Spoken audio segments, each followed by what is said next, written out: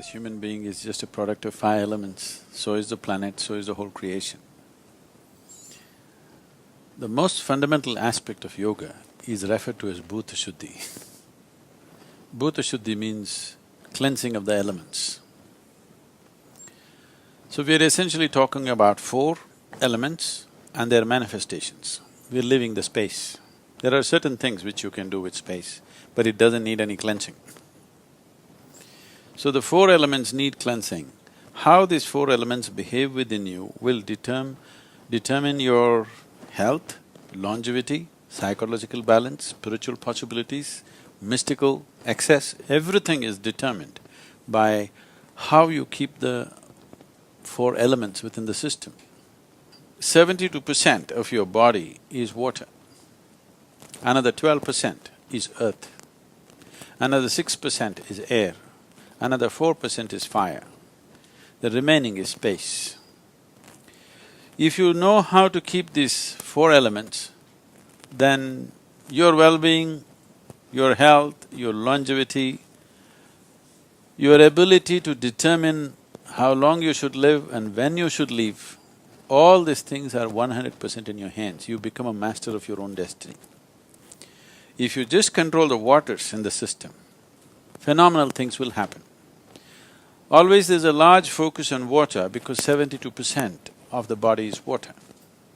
You must understand, this body is just a product of this planet. 72% of the planet itself is water. If you want to look for life somewhere where there is no life right now or where we cannot spot life right now, the first thing we look for is presence of water. And it is the only miraculous element found on this planet which is naturally available in all the three states of being solid, liquid and gaseous at the same time. So, when I say water, it's interesting that today in the last probably 6 to 8 years, much research has gone into water as to what water is capable of. Today modern science has recognized that water has memory. If you give it a certain thought, this cup of water, it will remember. If you give it a positive thought or a negative thought, a positive emotion, negative emotion, it actually remembers. We've always been aware of this.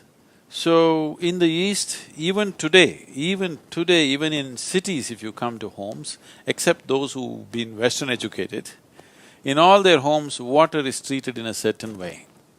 We never drink water which straight comes out of a pipe or a fountain. We always hold it in a brass vessel or a copper vessel and we worship the water overnight and leave it there at least for 8 hours, then only we consume. Today modern scientists are saying this, if water is pumped through the pipe, if it takes 50 turns, bends, let's say it's pure nice water, 50 bends if it is forcefully pumped through the pipe, 60% of it turns in a molecular way unpalatable to the human body. It becomes poisonous in some way. The chemical structure will not change, but the molecular structure will change. If you keep it there for about 20 to 40 minutes, it will undo itself. But straight from the pump if you drink, you are causing immense damage to the system. This is modern science. We have always known this, if you bring water, you must place it in one place, they will apply certain so-called sacred paste and other things on the vessel, they will worship it, give the best thoughts to it, leave it there for some time and then only drink. Some British company has come up with this is called as a water imploder. We are trying to bring it to our farmers in India. This implodes water in a certain way and changes the molecular structure, then after that if you feel the water, it feels silky. You might have felt this. Say, you feel the water in the stream, how it feels. And then, let's say it falls down a waterfall, not everywhere, in some places. It falls down from a waterfall at a certain height with a certain force. After that, the same stream, you touch the water, it'll feel silky because water is imploding itself by falling with a certain force upon a rock or something. So this is done in a machine and we find the growth rate of the plants will go up considerably. Almost 22% excess growth has been noticed with the same amount of water.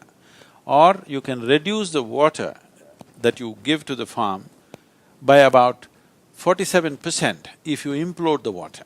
The water that the plant needs will come down dramatically simply because the molecular structure of the water has changed. We live in a tropical country where it's hot and we sweat. Nobody, you will never see any Indian carrying a water bottle and walking around. Here…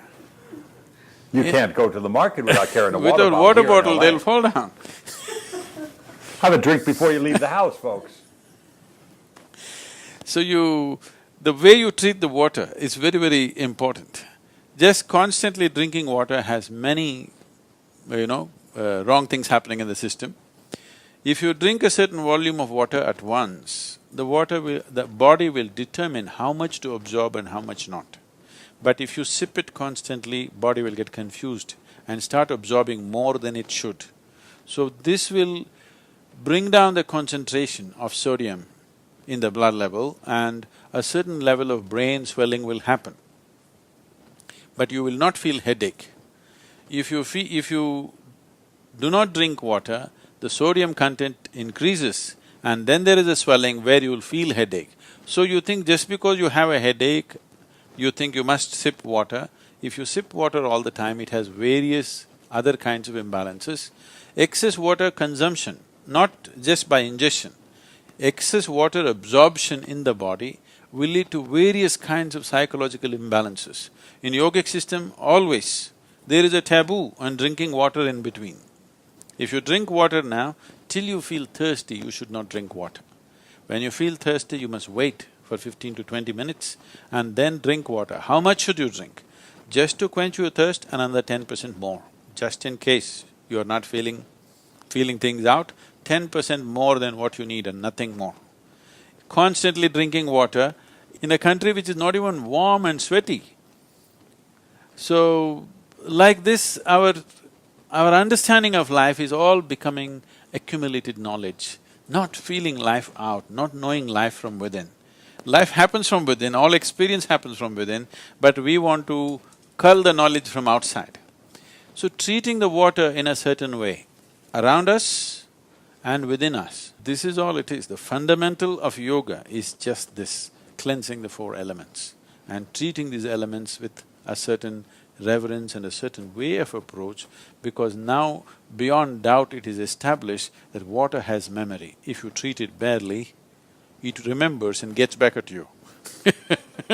It gets into you and works from inside.